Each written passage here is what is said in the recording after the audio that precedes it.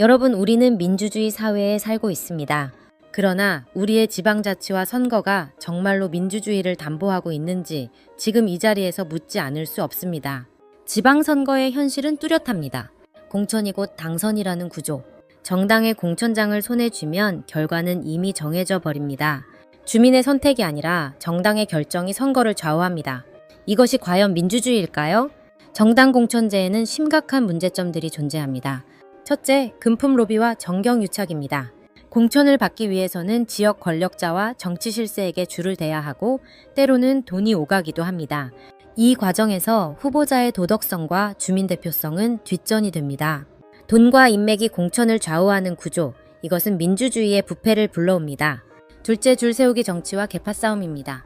누구의 계보에 서 있느냐, 어느 줄에 섰느냐가 공천의 성패를 가릅니다. 정책과 비전은 사라지고 줄 세우기만 남습니다. 결국 지방정치는 중앙정치의 하청무대가 되고 맙니다. 셋째, 중앙정치 예속화입니다. 지방의회와 기초단체장은 주민을 대변하기보다 중앙당의 지침을 따르는 경우가 많습니다. 주민의 삶보다 당의 이해가 우선되는 순간 지방자치는 이름만 남게 됩니다. 넷째, 주민 대표성의 훼손입니다. 주민이 원해서가 아니라 정당이 선택한 사람이 후보가 됩니다. 공천장을 가진 사람만이 출마할 수 있는 구조 속에서 주민의 다양한 목소리는 선거에 반영되지 못합니다. 다섯째, 정치 불신과 낙선자 피해입니다. 공천을 받지 못한 유능한 인재들은 출마조차 하기 어렵습니다. 주민들은 어차피 공천받은 사람이 될 건이라며 투표에 무관심해지고 정치 불신은 더 깊어집니다.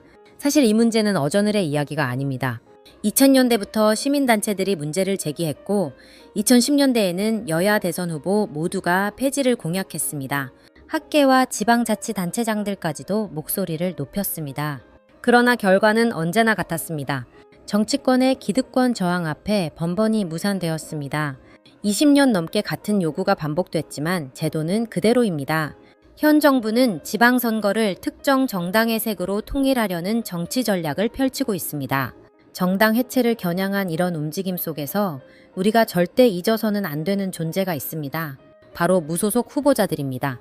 정당 정치의 틈바구니에서 가장 먼저 희생되는 것은 이들의 정치적 생존권입니다. 주민을 대변하고 싶어도 출발선부터 차별을 겪는 현실. 이것은 또 다른 불평등을 낳습니다. 어떻게 개선할 것인가? 첫째, 정당 공천제를 폐지해야 합니다. 정당의 영향력을 줄이고 주민이 직접 후보를 평가하고 선택할 수 있도록 해야 합니다. 물론 지역 유지들의 독점 같은 부작용을 막을 장치도 필요합니다. 둘째, 공천이 불가피하다면 절차를 민주화해야 합니다. 당원뿐 아니라 일반 주민도 참여하는 완전 국민경선제를 도입해야 합니다. 공천 심사 과정을 투명하게 공개해 금품과 줄 세우기를 차단해야 합니다. 셋째, 주민자치를 강화해야 합니다. 주민소환제, 주민발안제, 주민투표제를 실질적으로 활성화해야 합니다. 선출 이후에도 주민이 직접 권력을 통제할 수 있어야만 진정한 자치가 완성됩니다. 저는 이렇게 제안합니다. 첫째, 공직선거법을 개정해 기초지자체장과 지방의원의 정당 공천을 전면 금지해야 합니다.